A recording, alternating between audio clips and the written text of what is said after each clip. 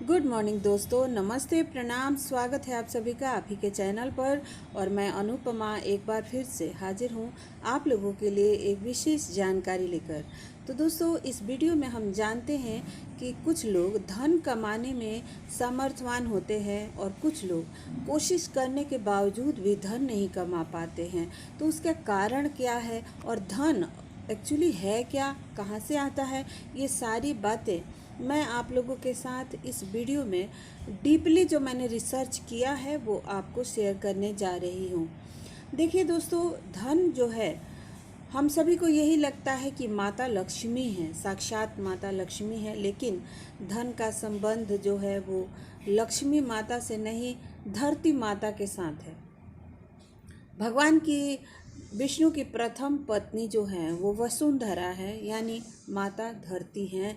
और धरती जो है वो सीधा सीधा हमारे धन से संबंध रखता है। आप जानते हैं कि एक किसान खेतीबाड़ी नहीं करता है, फिर भी वो सामर्थ्यवान होता है, उसके पास पैसा होता है, वो अपना जीवन यापन कर लेता है क्योंकि उसके पास धरती मैया है।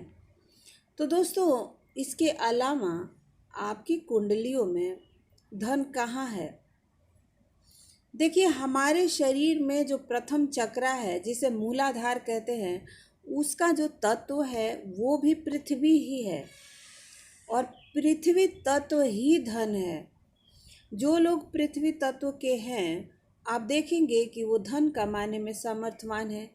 इसके अलावा अग्नि तत्व के जो लोग होते हैं वो भी धन कमा लेते हैं आसानी से। अब मैं पृथ्वी तत्व और अग्नि तत्व कह रही हूँ तो आप लोग हो सकता है कि कंफ्यूज हो रहे होंगे कि पृथ्वी तत्व कौन है, अग्नि तत्व कौन है।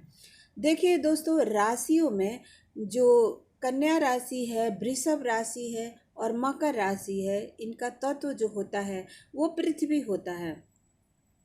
उसके अलावा जो अग्नि तत्व की राशि है वो मेष राशि है, सिंह राशि है और धनु राशि है। ये तीन राशियां अग्नि तत्व है। अगर ये तीन जो राशि के लोग हैं धन कमाने में असमर्थ है तो इसका मतलब है कि उनका तत्व बिगड़ा हुआ है। और उसके अलावा ये जो पृथ्वी तत्व के तीन राशियां हैं, ये हार्ड वर्किंग राशि है। ये लोग बहुत मेहनत करते हैं और इनके पास पैसा ज़रूर आता है। आपकी कुंडली में ये जो तीन भाव दिख रहा है, सेकंड हाउस, सिक्स हाउस और 10th हाउस, काल पुरुष की कुंडली में इसका जो तत्व है वो पृथ्वी है। वृषभ राशि पृथ्वी तत्व होता है, यानी अर्थ एलिमेंट। 6 जो होता है काल पुरुष की कुंडली में वो कन्या राशि होता है और उसका भी एलिमेंट है वो पृथ्वी तत्व ही है। मकर राशि का भी पृथ्वी तत्व होता है। तो ये जो तीन राशियां हैं दोस्तों, ये तत्व के हिसाब से ये लोग काम करने में समर्थवान होते हैं और इनके पास धन भी आसानी से आ जाता है, यानी ये लोग कर्म प्रधान लोग होते हैं। जिस तरह से तत्व बिगड़ जाने से हमारे शरीर में बीमारियां आती है, जैसे कि अगर किसी का पाचन शक्ति खराब हो गया, खाना नहीं पचेगा, गैस बनेगा, मोटापा होगा और डॉक्टर के पास भागेगा, उसी प्रकार से अगर आपका तत्व बिगड़ता है तो आप धन कमाने में भी सामर्थ्यवान नहीं रहते हैं। और सबसे ज़्यादा दिक्कत जो होता है वो तुला राशि के लोगों को होता है और कर्क राशि, क्योंकि ये जल तत्व की राशि, वायु तत्व की राशि है और इन लोगों के बिगड़ने की संभावना ज़्यादा होती है। वायु तत्व वाले जो लोग होते हैं उनके दिमाग में ख्याल आता है, बहुत सारा प्लान होता है, लेकिन ग्राउंड पर काम नहीं होता और इस वजह से वो धन कमाने में परेशान रहते हैं और असमर्थ होते हैं। और कर्क राशि वाले लोग हैं, जैसे कि कर्क राशि की जितनी भी राशियां हैं, चाहे वो वृश्चिक राशि हो गया, कर्क राशि हो गया, ये जो लोग हैं ये इमोशनल बहुत ज़्यादा होते हैं और इनसे बिजनेस भी नहीं होता है, क्योंकि ये किसी को हर्ट नहीं कर सकते, परेशान नहीं कर सकते, बात बात में ये दुखी हो जाते हैं और इनका जो तत्व बिगड़ने की संभावना बहुत ज़्यादा होती है और इस वजह से ये लोग भी परेशान रहते हैं, बीमार भी रहेंगे और पैसा कमाने में भी इन्हें धन का संबंध आपके मूलाधार चक्र से है। और जैसा कि मैंने कहा कि हमारे शरीर में जो 7 चक्र है उनके तत्व भी है और कोई अग्नि तत्व है, कोई वायु तत्व है, कोई जल तत्व है, क्योंकि 5 तत्वों में ही पूरा सृष्टि समाया हुआ है।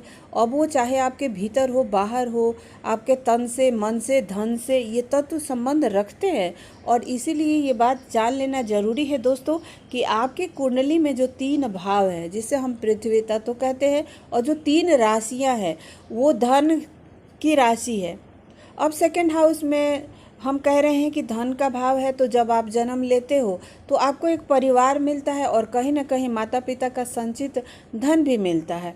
उसके अलावा छठवां भाव जो होता है वो समाज को जो हम सेवा देते हैं, जो अपनी एनर्जी हम दूसरों के ऊपर खर्च करते हैं और बदले में जो हमें रिटर्न मिलता है उसे धन होता है, वो धन होता है। इसके अलावा 10वां भाव जो है मकर राशि, वो भी धन से संबंध रखता है, क्योंकि 10वां भाव आपके कर्म का भाव है। तो दोस्तों इस तरह से ये जो 3 राशियां हैं, अगर ये खराब हो जाते हैं तो धन आपको कमाना बहुत।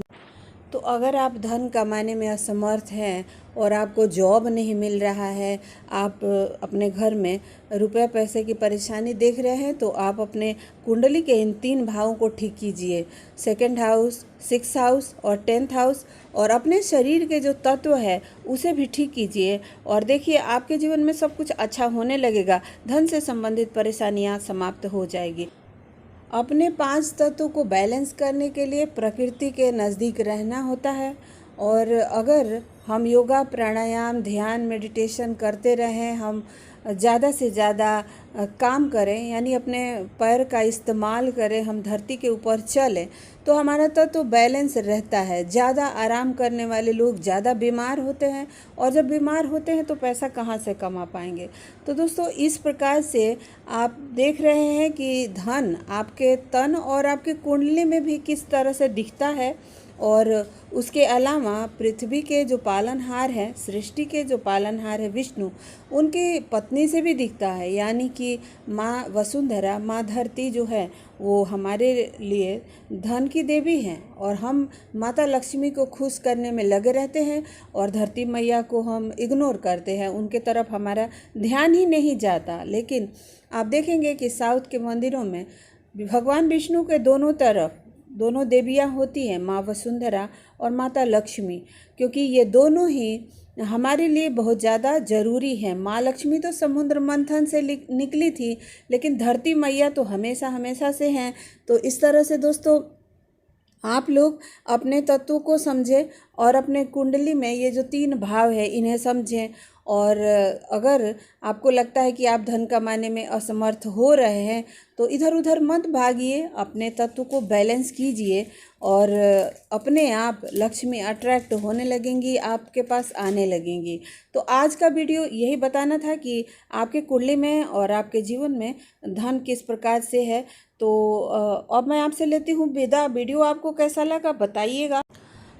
चैनल आपके काम का हो तो चैनल को सब्सक्राइब करना मत भूलिएगा, वीडियो को लाइक करना मत भूलिएगा, क्योंकि आगे भी मैं आप लोगों के लिए और भी अच्छे अच्छे वीडियो लेकर आती रहूँगी। और अब मैं आपसे लेती हूँ विदा। Thank you so much for watching. सर्वे भवन्तु सुखिनः।